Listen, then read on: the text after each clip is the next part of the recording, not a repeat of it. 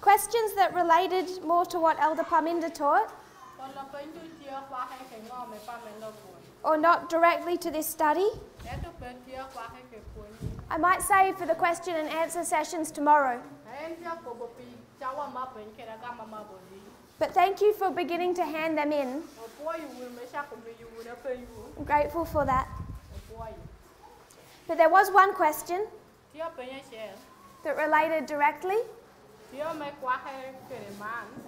It was a question about Elder Jeff Pippinger. And the question asked, I think it blew away. I'll have to find it. It's underneath. The question asked, is it possible for Jeff to change and accept the truth as Miller did during his last times? So it's really helpful if the questioner identifies themselves so that they can interact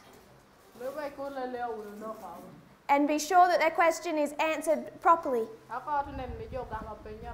But that depends on the willingness of the questioner. So they've done a compare and contrast between Elder Jeff, William Miller, these two. So I'll leave Moses and John for now, because it's these two that the questioner is asking about. So the comment says,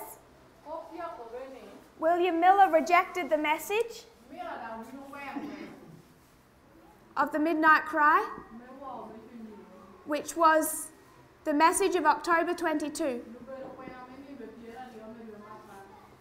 And then the questioner states, he later accepted this message.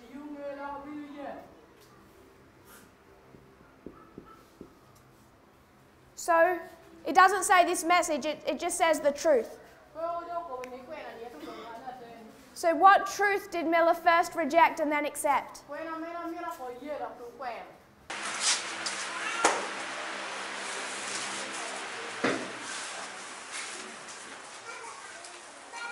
Is everything running off the generator? Are we okay to continue?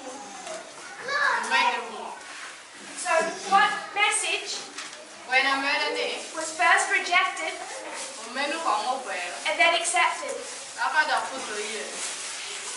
So there's a few messages in that time period. You have the second angel's message of the midnight cry. We understand that the structure of the angels in that history, depending on your story, can be different. But there's also the third angel. Here it arrives in October 22. When you construct it the way Ellen White lays it out. So you have the second angel and the third angel. These two messages. Which does William Miller ever accept? So at the beginning, William Miller, he hears the message of Samuel's story. Here's the message of Samuel's story. And he rejects it. And then Adventism teaches he accepted it right before October 22. So we went to a quote, a letter that William Miller writes on October 6 to Joshua V. Himes. And in this letter, he writes to Himes He says he accepts this midnight cry message and he will be very disappointed if Christ doesn't come back in around within 20 to 25 days. So within 20 to 25 days. He writes this on October 6. The exact number of days is 16. So does William Miller have faith in the date of October 22? He never did. Instead, he accepts the concept of autumn feasts. So he says, could be any time in October, within 2025. We know he's being vague, but within 20 to 25 would really take you from the 26th to the 31st of October. He never accepted the firm date of October 22. So he rejected the whole of the message. Then when he accepted it, he said, this is something I've already taught. But he still rejected a key part. Everyone was supposed to know. While they had the event wrong, they were supposed to have the time correct. They were supposed to know when Jesus moved from the holy place to the most holy. So they have a problem here with geography. But the whole of the movement was to have no problem with the subject of time. William Miller failed on geography. End time. Accepting the idea of the autumn feasts was not enough. And it's impossible to accept a part of a message, which is why he fell away. So I disagree with that part of the question that says William Miller accepted the truth at the end. I don't believe that he did. He will get to heaven. Someone will have to sit down with him and explain to him the second angel's message and the third angel's message. After October 22, you have the third angel's message. And Ellen White said, there's a fight for the mind of William Miller. He's drawn towards the message, but his associates pull him away. In the end, the fight is lost, and he starts to war against the message. If he hadn't accepted the third, this second, everything about it that was dark to him, God would have made plain.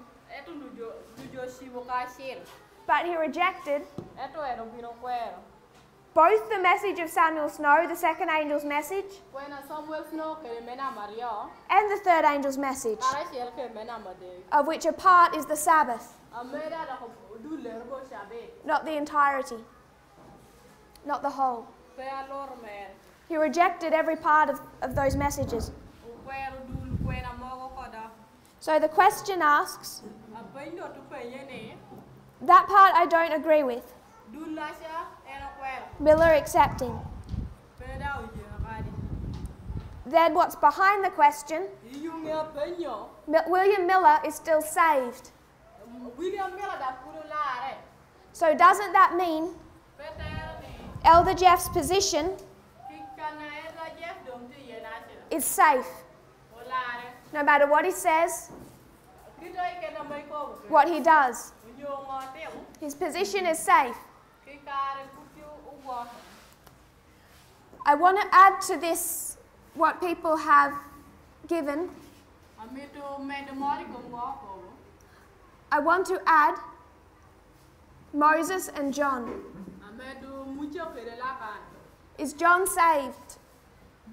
Was John the Baptist saved? Yes. I think we can say yes. Moses. That's easy.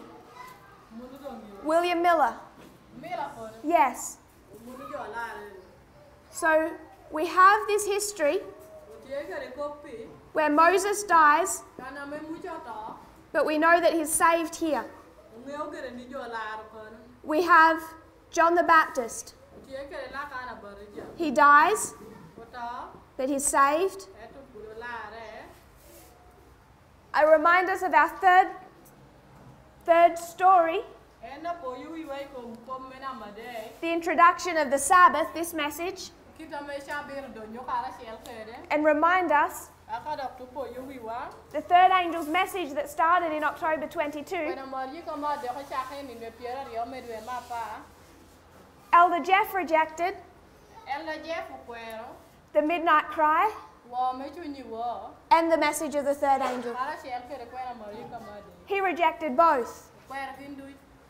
So if you want to line Elder Jeff, his rejection up with the rejection of the third angel's message, with William Miller's rejection of the third angel's message, you have to tell the story of 1844 to 1850.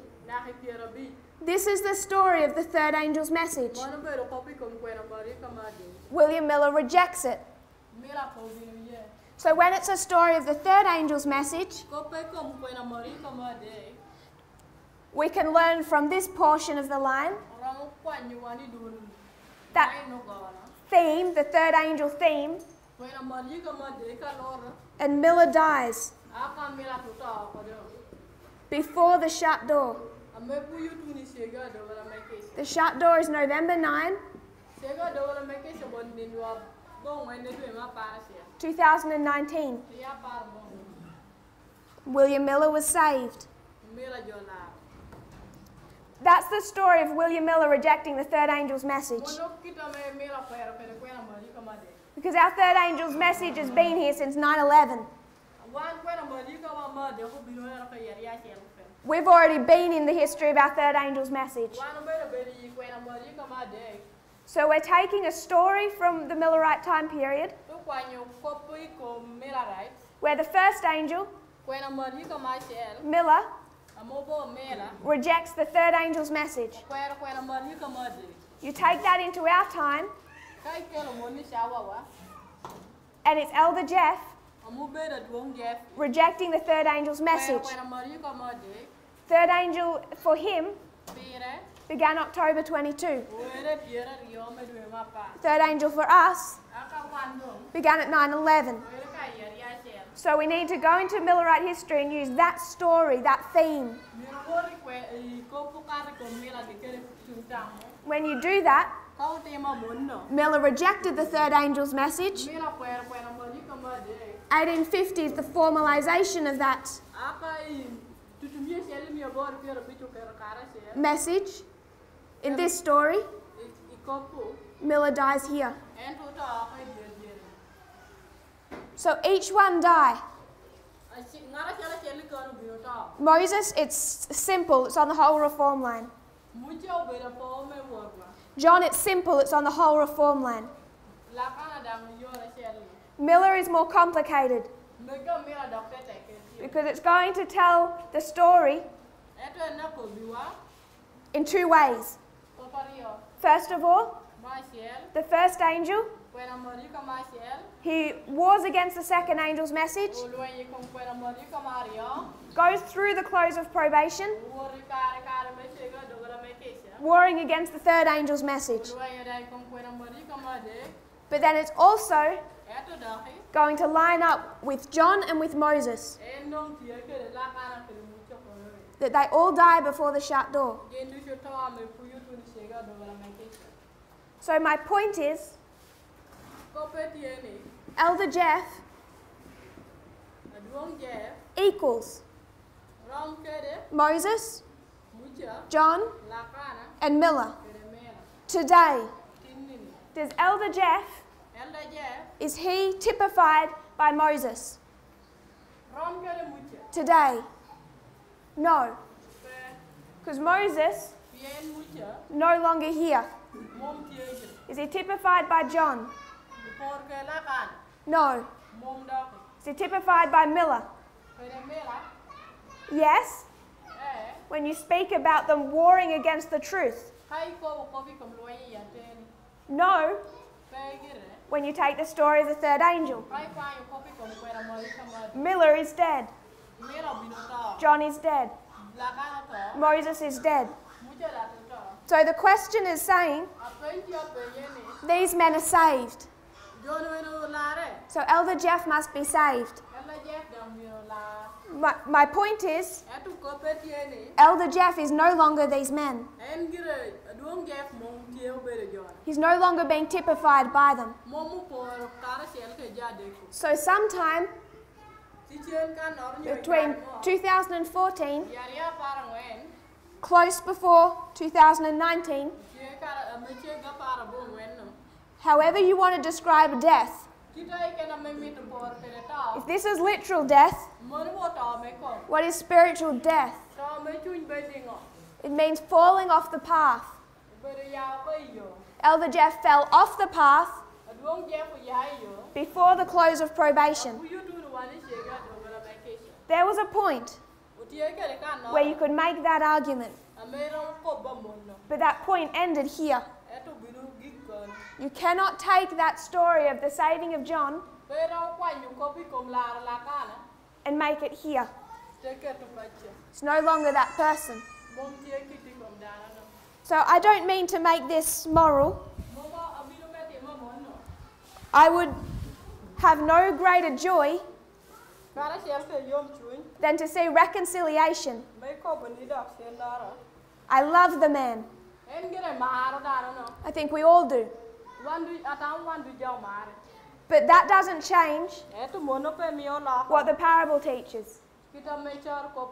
Elder Jeff is not now accepting the truth.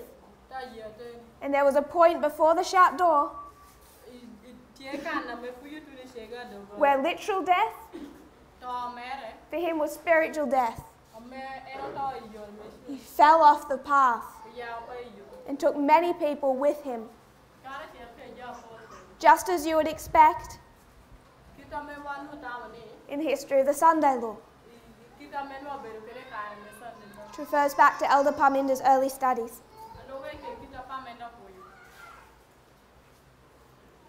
So that was that question.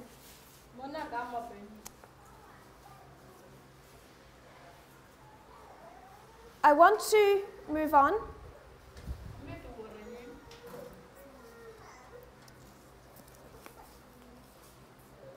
We're coming back to our reform line.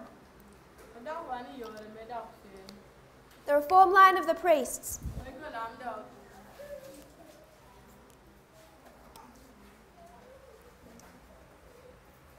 This is 2014, sorry, 1989.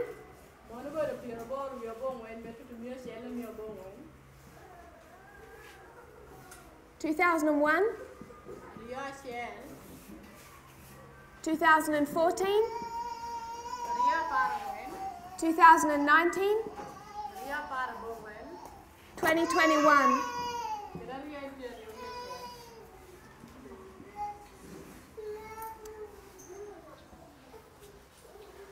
We have a way of explaining this reform line.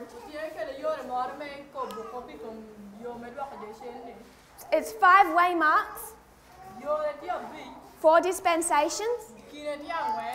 Within every dispensation, 1 step of the agricultural process. Ploughing, early rain, latter rain, harvest.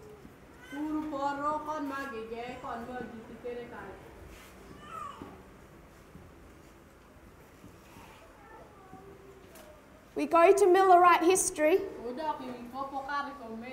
And where do you place July 21?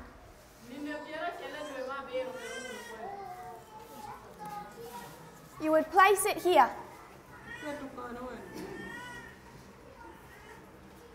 July 21 is the beginning of the swelling of the midnight cry. So it's going to swell to August 1, August 15, 3 camp meetings. This one, Boston, Concord, Exeter, Tess. We come back to this history. Opening up of the message in 1798. There's an increase of knowledge. To 1818, formalised. 1833, tested. 1840. So what do we call this study? It's the repeating pattern that in each dispensation there is a message that's unsealed. It's going to swell to this waymark, which we call the increase of knowledge, and then it's going to be formalized here, and then we're tested upon that message. And we find this pattern in every dispensation. So we would say 1989, 91, 96, Time of the End magazine. We would say 2001, 2009, 2012, tested. 2016, 18 tested. That all fits neatly. But I want us to consider it a different way.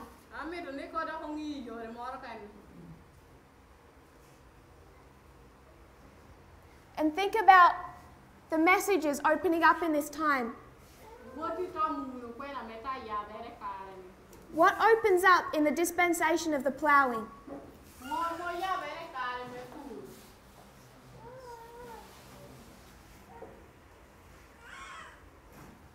I hear people say reform lines. What else? Is there anything that threatening about reform lines? Is there anything about reform lines that people would find a threat? Just the concepts.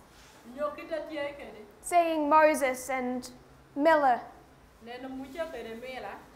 It's really quite a non-threatening study. So at the beginning,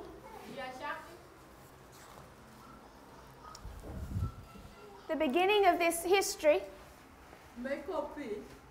God opens up reform lines.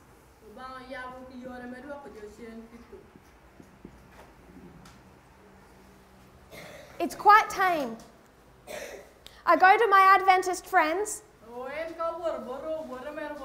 and I say to them, we have this understanding of how God reforms his people. And if you line up the time of Moses, you see the burning bush, all of these things. You see a really neat pattern. And they say, that's nice. It's a really neat study. We like this concept. No one's threatened by reform lines. Until when? What becomes an inevitable conclusion with reform lines? It's going to develop into a study of Daniel 11, 40 to 45. And what does this study say?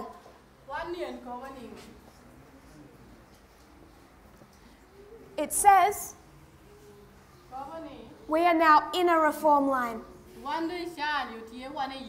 So now it's not a nice concept about the comparisons between Moses and Miller. Now it's saying, from saying reform lines to going to Daniel 11 verse 40 and saying 1798, 1989. New reform line, Daniel 11:40. So what began here in innocence develops into something people now view as a threat. It develops into a message that's going to test people. Everyone likes reform lines. Many people don't like our understanding of Daniel 11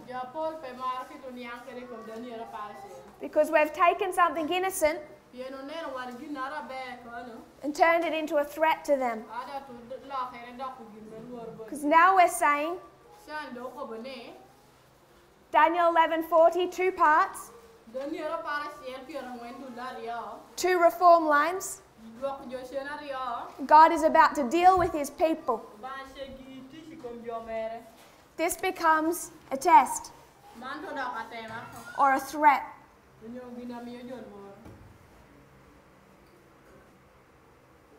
2001, a new message is unsealed.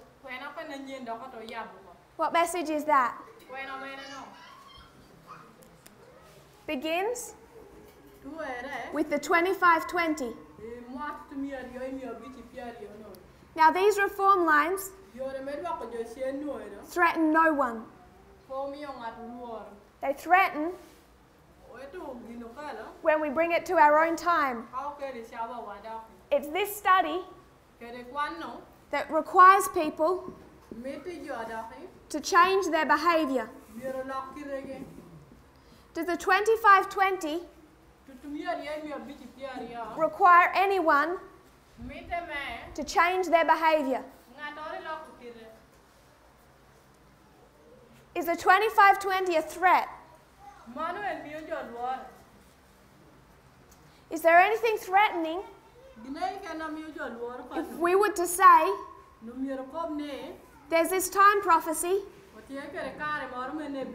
that takes you to 1798 and 1844?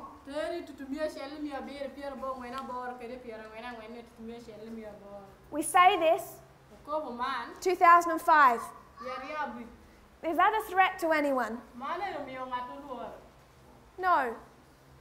Does that require you to change your experience?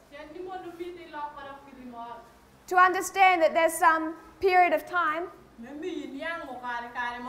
that took you to 1844. That's 160 years ago. What's the big deal? It's not a test. The problem is, this is mild, It's innocent, but it has implications. The 2520 is innocent. Requires no change in your behavior, but it becomes the catalyst. And what develops? Time. Now you have the message of time setting. And now it doesn't do this. It comes to a 126 and a 151, and it takes you to 1989. Takes these same dates and takes you to 2014. This is not a threat. This requires no change in your behavior. Does this require a change in your behavior? Is this a threat? Yes. So a study starts in innocence. Reform lines. But it has implications. It's going to get to the point where it impacts your life.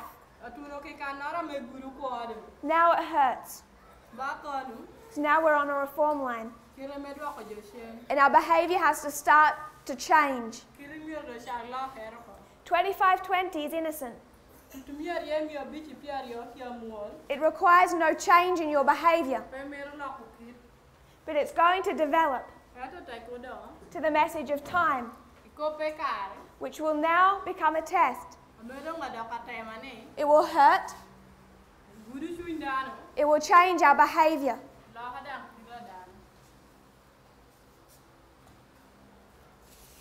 A message began to open up here.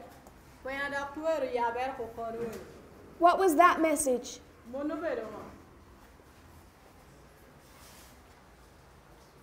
Don't say Acts 27. That's not the beginning point of the midnight cry. Remember, end from beginning. The midnight cry ended the same way it began. And what studies were those? Where did it begin? World War I, World War II. It was all about the King of the North and the King of the South. At this point, people said, that's a really nice study. Elder Jeff saw it, and he said those lines are beautiful.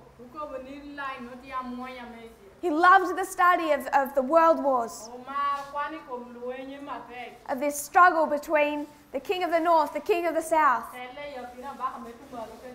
You teach the battles of Pyrrhus, the elephants. Everyone loved that. But what's the problem? When you're dealing with reform lines, it has implications. It starts placing us on a reform line. Changes our behavior. 2520 is innocent. It develops into time and requires a change in behavior. That's the ploughing in the early rain. We come to the latter rain, the history of the Sunday law. You have the opening up of an understanding of the King of the North and the King of the South. And it's all these battles and wars in history. Doesn't threaten anyone. If you were to sit down with an Adventist and say we're in World War III, look what's happening with Trump and Russia, they might reject the study, but the concept itself is not threatening. But just like these two, it has implications. What are the implications? If you're studying the king of the north and the king of the south, what are you studying? You're studying a church-state relationship.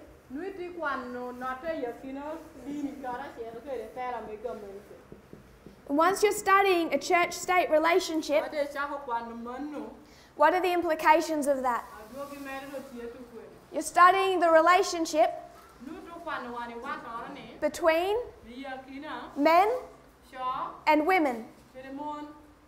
This study, people might not realize, they think we came to understand equality by looking at Obama and Clinton and saying, look, there's a black man and a woman. That's not how we came to understand equality. Equality was introduced to this movement when we thought about the king of the north and the king of the south and polar opposites.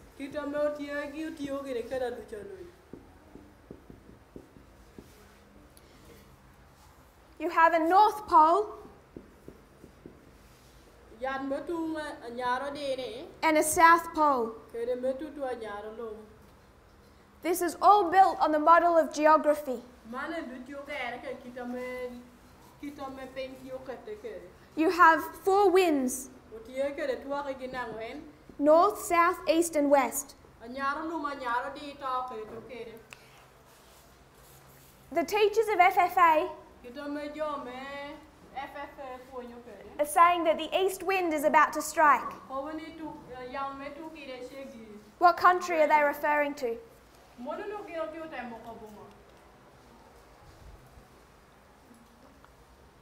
No one knows. Because the east,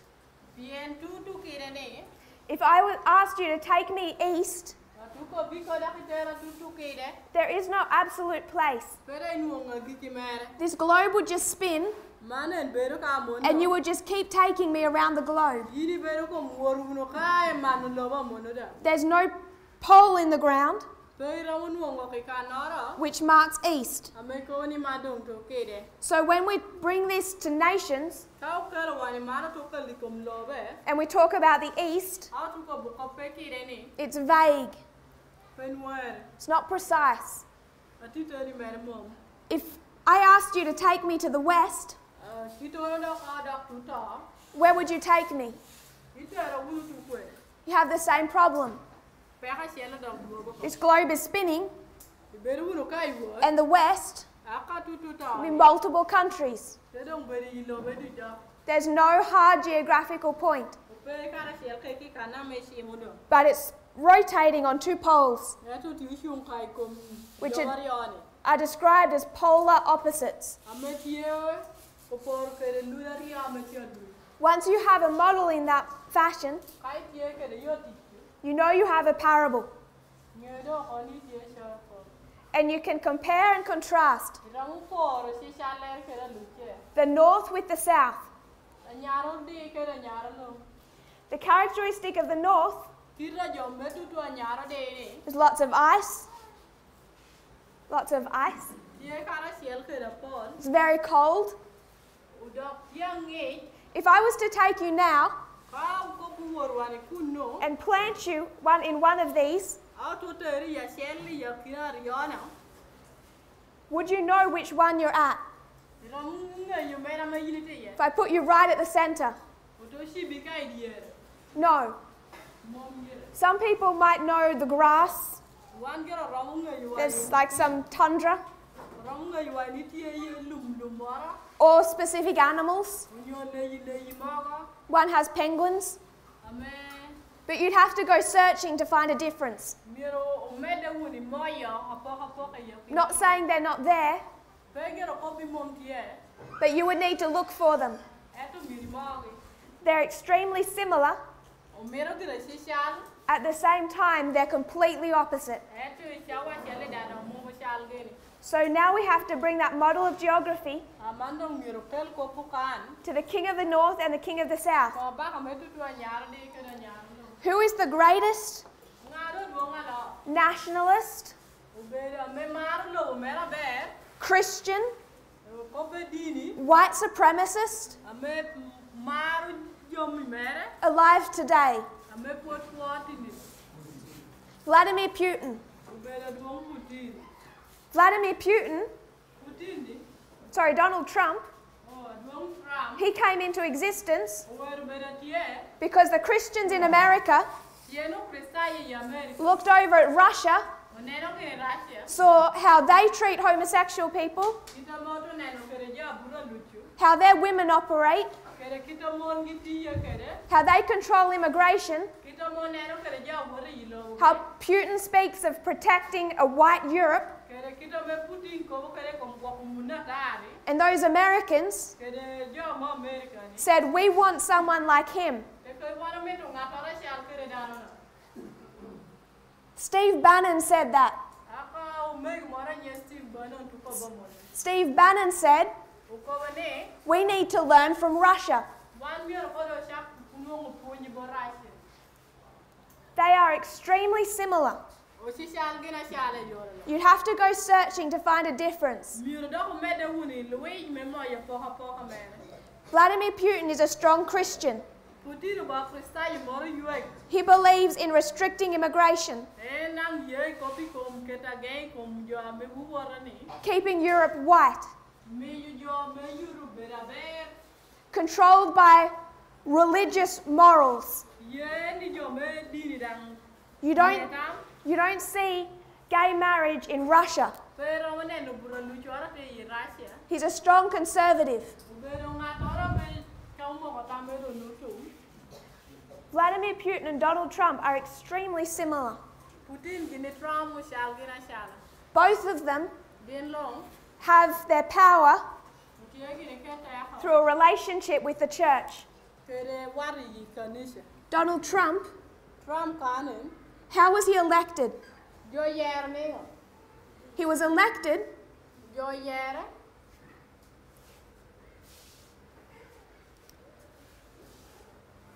because of a Christian evangelical movement. And he must constantly keep them happy or be removed from power. Watch it this year. There's another election coming. He wants to win. So whose favour is he going to court?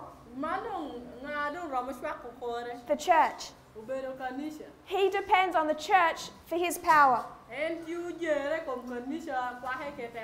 They brought him into power. They keep him in power. It's a church-state union where the church has control over the state. The minute Donald Trump steps out of line, the church can just remove him and bring in someone else. Don't know if you know the Vice President, Mike Pence.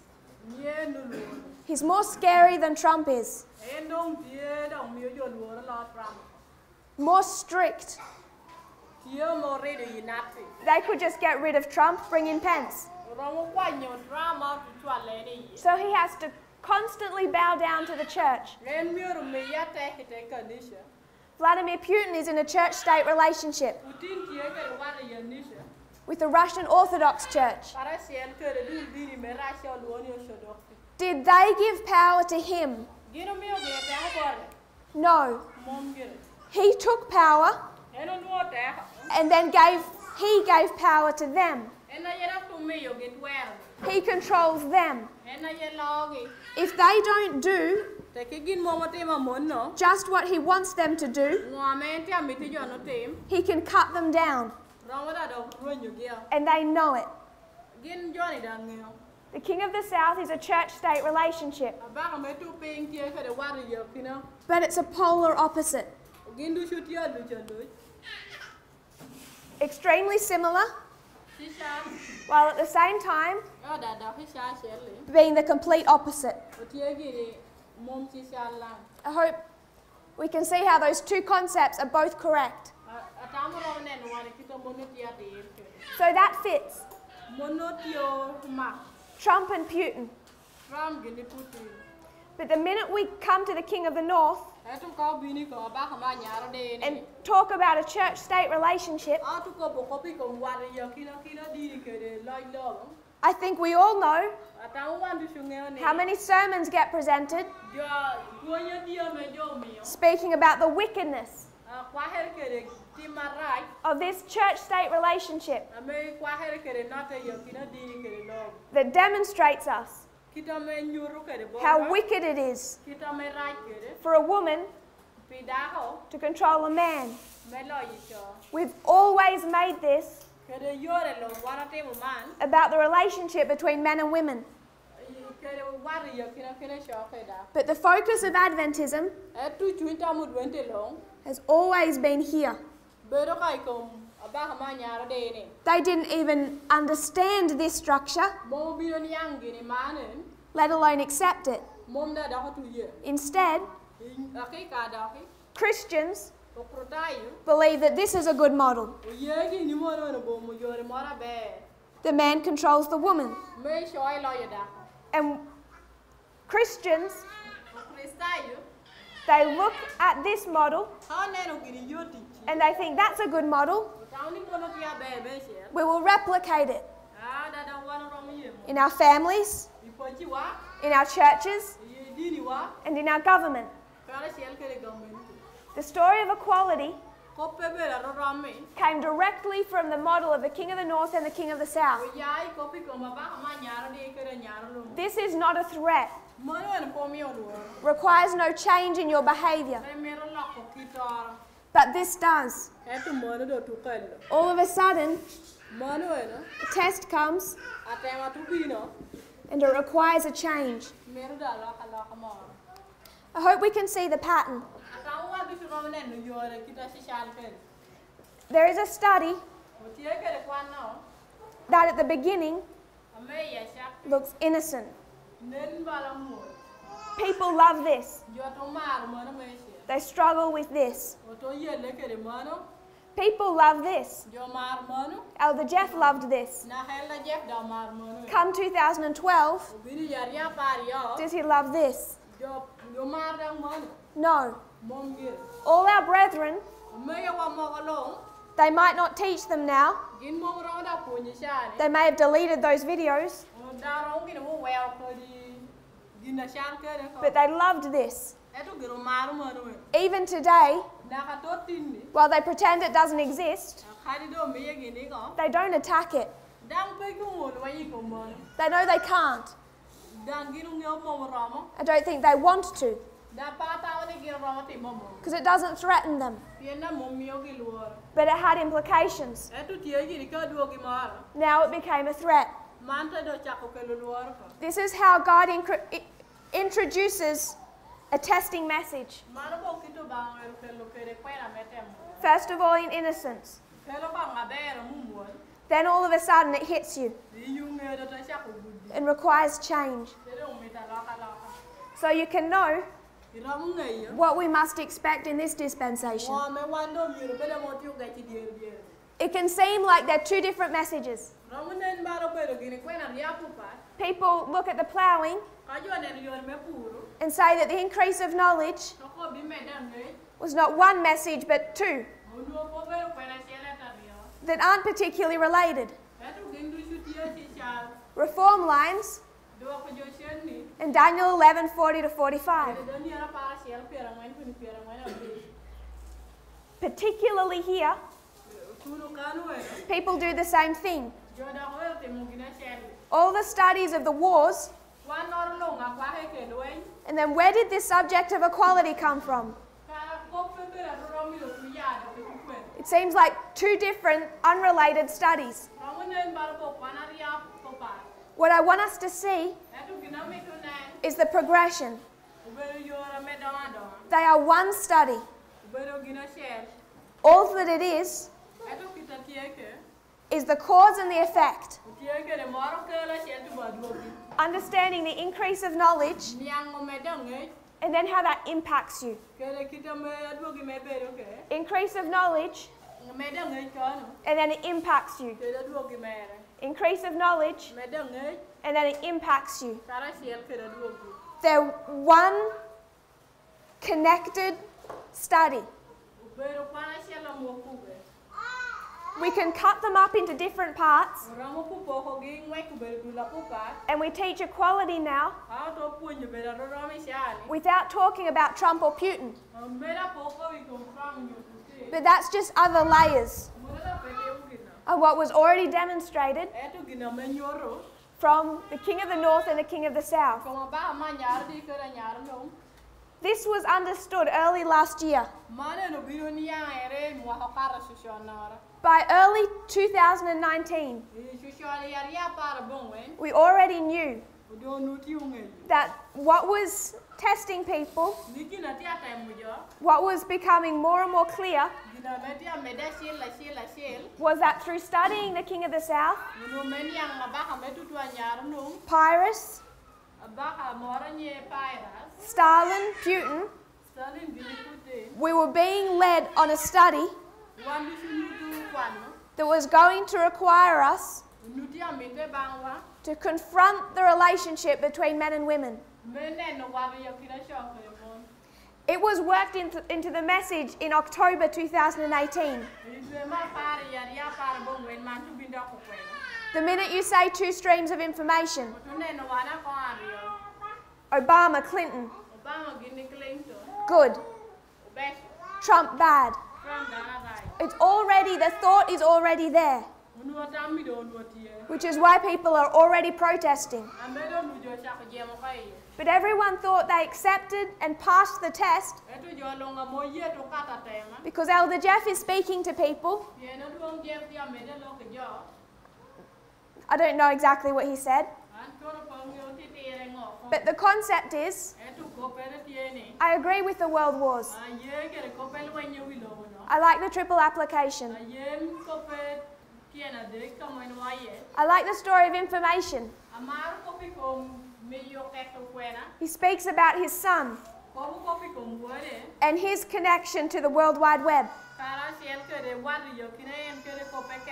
and the internet. All of that strikes a chord because this is easy. It's not the test.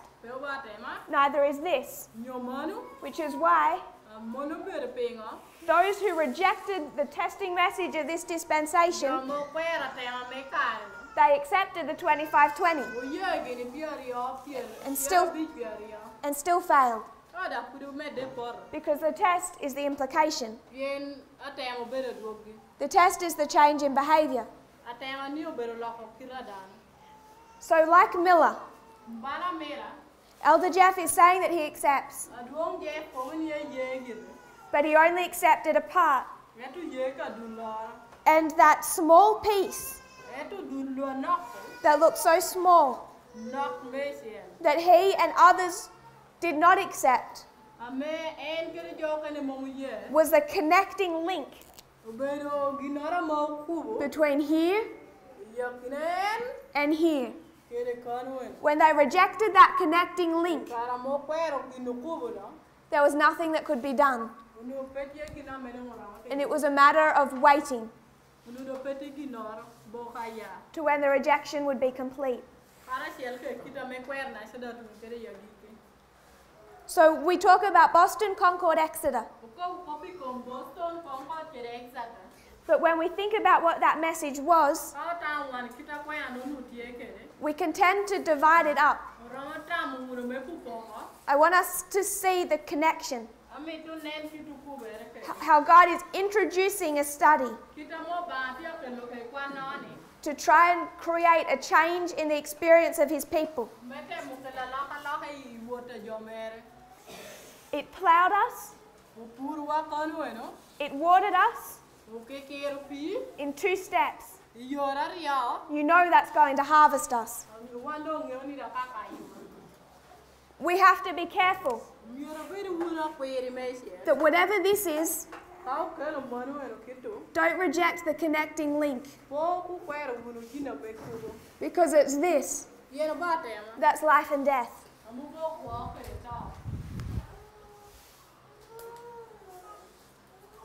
So what I want to do is, perhaps now doesn't make sense,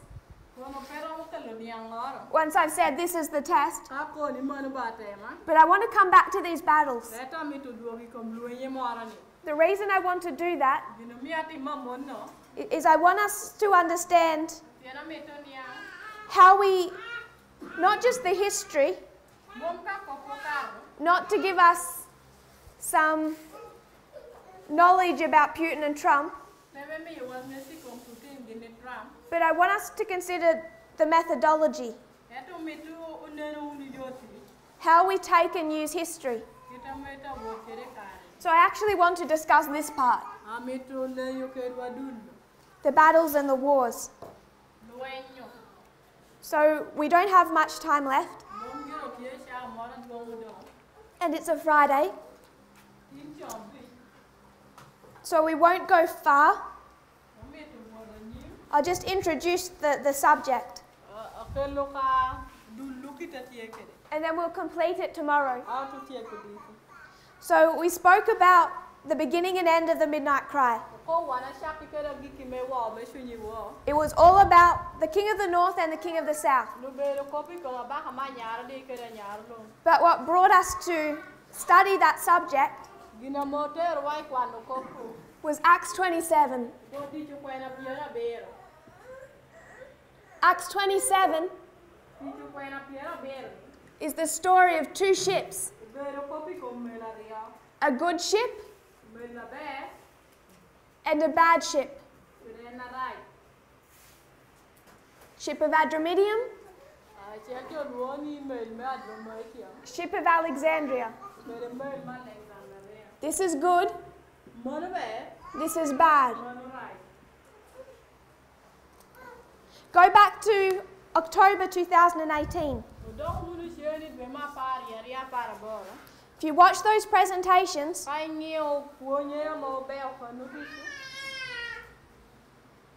it wasn't, I don't think Acts 27 was firmly taught there. It certainly is in Brazil, January and February of 2019.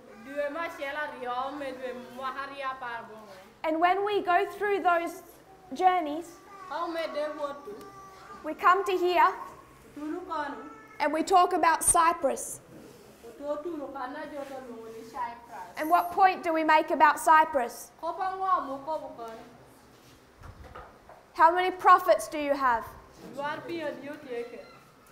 You have two streams of information. In fact, you have two witnesses for that. It shows you an internal stream, internal to God's people. There is true and false. External, there is true and false. Elder Parminder spoke about those two sets of streams. You have special prophets. You have his people. How many streams? True and false. Then you have those journalists. How many? True and false. Those who are warning. Those who are not warning. I don't want to go into that study, but I just want us to know, January last year, we're already laying that foundation, because it's already clear that the message of a couple of months previously was not accepted in the way many people think. And we're already tracing the opposition Not necessarily Elder Jeff, but those who he is now forced to align himself with.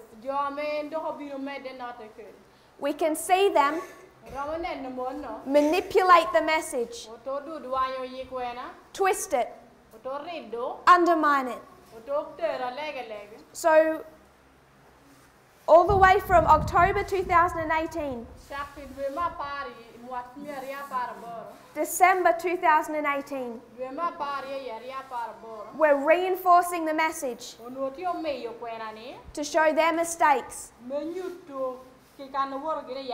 in undermining it.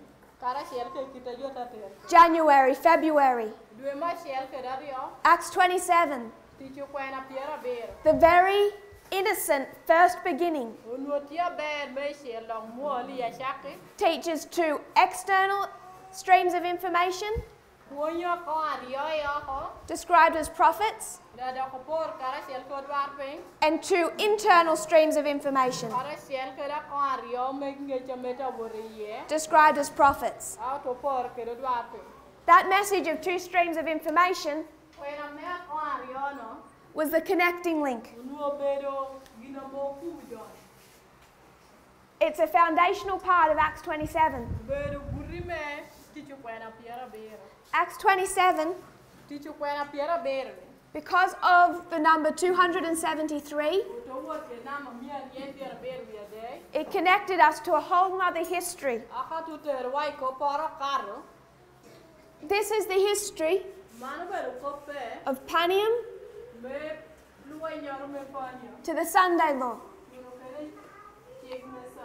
And it took us to another history. Now it introduces us to the lines of Pyrrhus.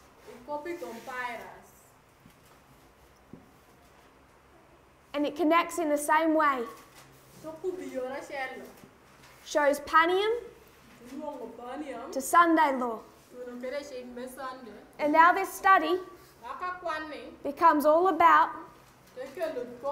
the king of the north and the king of the south.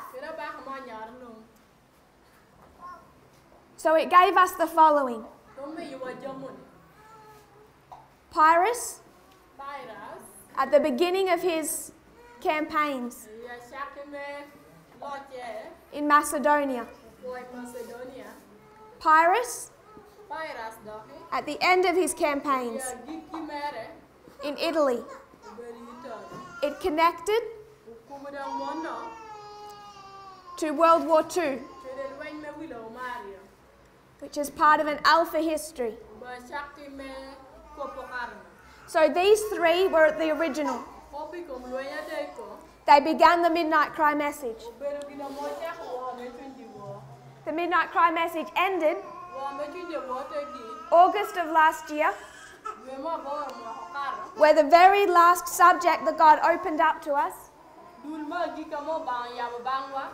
was World War I. Now we have World War I connected with World War I, the Third Diadochi War. This one that relates to Pyrrhus being the Fourth Diadochi War.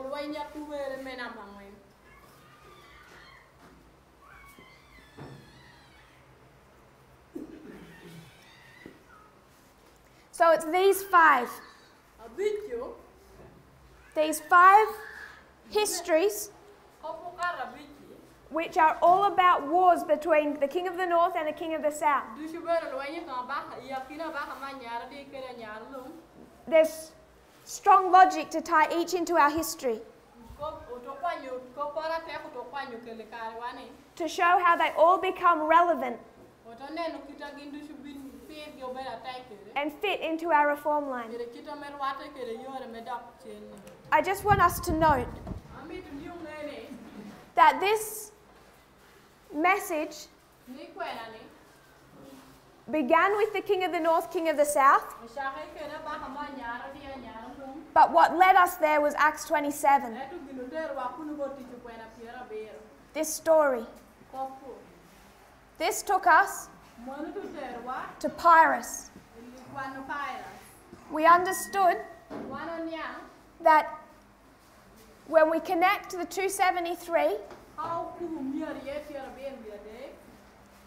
it connects us to a story. This is where I say the evidence for it hangs on the story, on the line. You don't jump from event to event. That's weak methodology. Wrong methodology. But this is a whole history where the structure of this line connected with the structure of this line.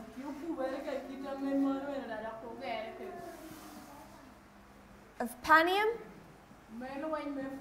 to the Sunday law.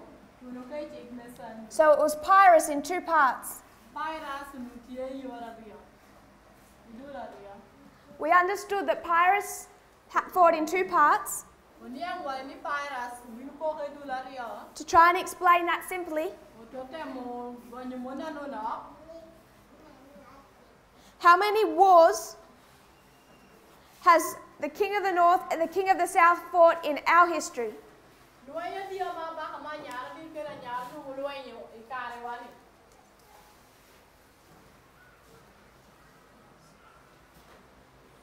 More than one.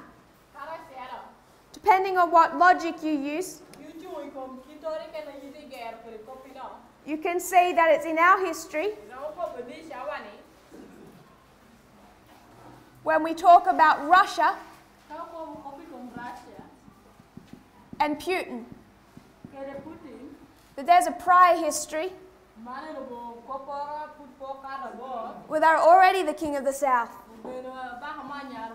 And that's the Soviet Union. Through all its history, but chiefly under Stalin. If you were to go to Daniel 11 verse 40, that's describing what? Daniel 11:40 part B.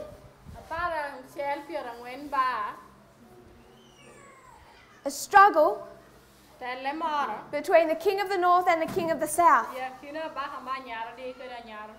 So when did Russia become the King of the South? You know that it's before 1989. Daniel 11 verse 40. You have this description of 1989 to 91. And it's going to tell us that the King of the North and the King of the South have been fighting. So you have to build a model around this war. Daniel 11:40 part B is taking you to the end of this war, which means this power, the Soviet Union, was already the King of the South. You can understand the King of the South in our time. Its life cycles in different ways.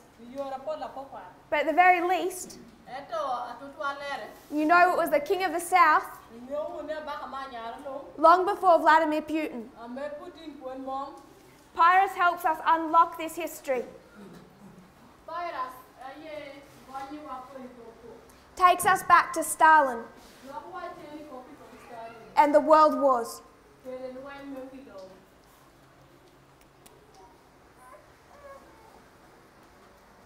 We understand triple application of prophecy.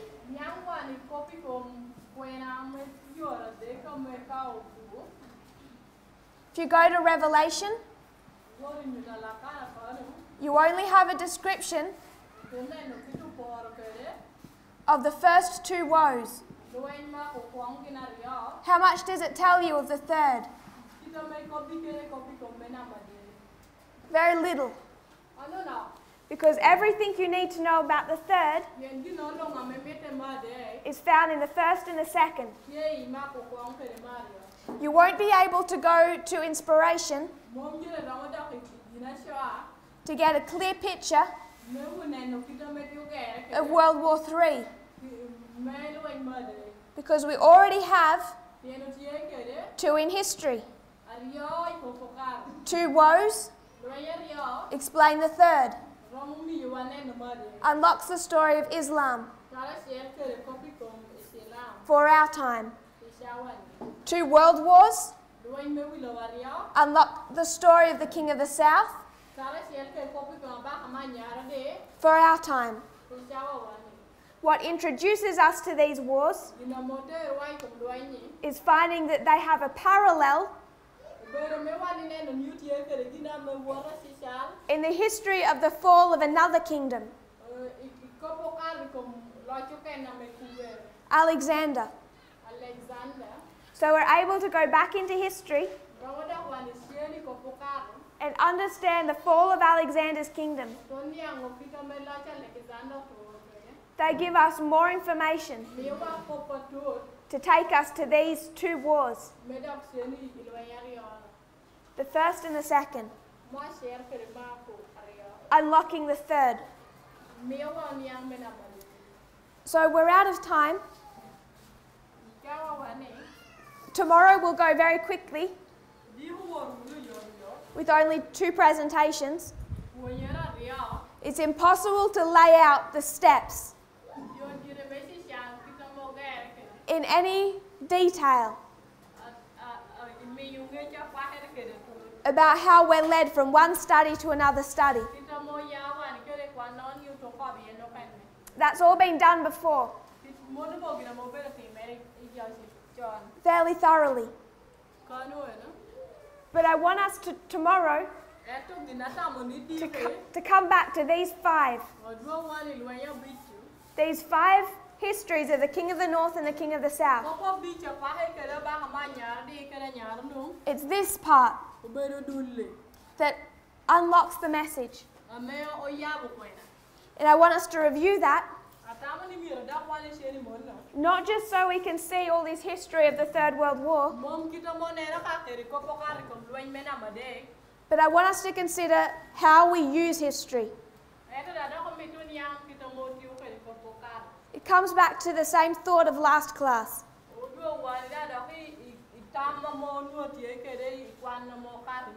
There's a right way to look at stars and a wrong way to look at stars. There's a right way to use numbers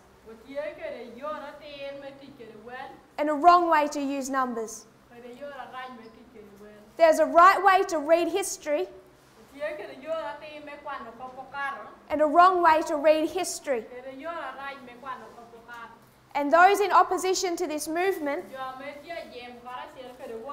are using numbers the same way astrologers read stars. And they're using history the same way as numerologists read numbers. None of it is safe. It leads to studies like July 18. So in that context, I want us to review how history opened up, how it teaches us, how we use that methodology. We'll do that tomorrow. So in closing, we talk about Boston, Concord, Exeter. But then we can often have a confused understanding of the messages that come in that history, thinking that they're disconnected. I want us to see the unity in them. Reform lines led to the conclusions over Daniel 11:40. Two reform lines. Two parts to that verse. This study is not threatening. This is. The 2520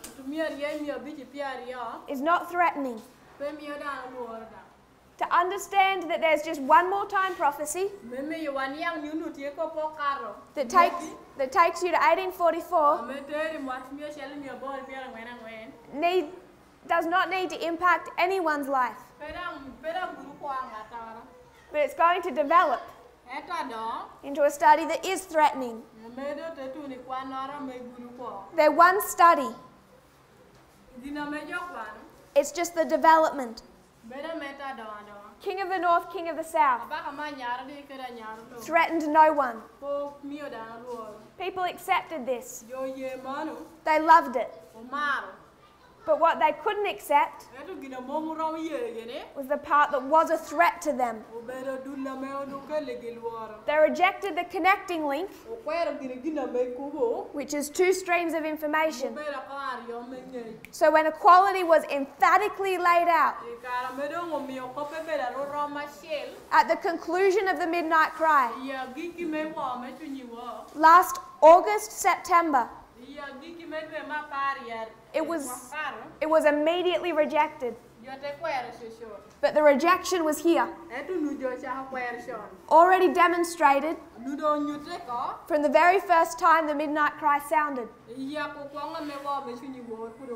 Just like in this history. The connecting link.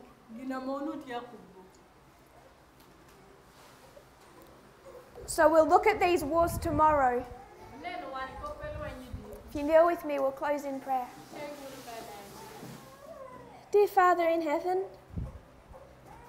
we thank you for how you have led your movement.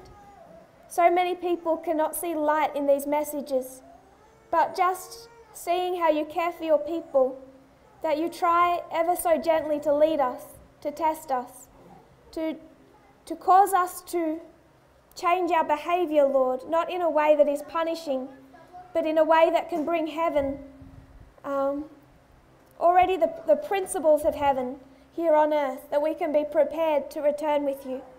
I pray, Lord, that you'll continue to prepare us for our heavenly home, that each head bowed would be there, that we would meet like this again in heaven. And we know, Lord, our love for our brethren who are not with us, whether because they could not come or because they reject these messages. Lord, we love them. We do not believe in a Daniel 12:1 close of probation for 2019. We still hold on to every piece of hope that we can, that they will join us. I pray for them that they may see light in these things, that they may choose this day who they will serve, and that they might understand why they trust this message. I pray, Lord, that they will have a firm foundation. Thank you, Lord, for this camp meeting, for the organisers, all those who have worked hard to make this happen, to make everyone comfortable. Lord, for the cooks and the preparation. I pray, Lord, that you'll bless our Friday preparation, that we can enter into rest together with your Sabbath tonight. I pray this in Jesus' name. Amen.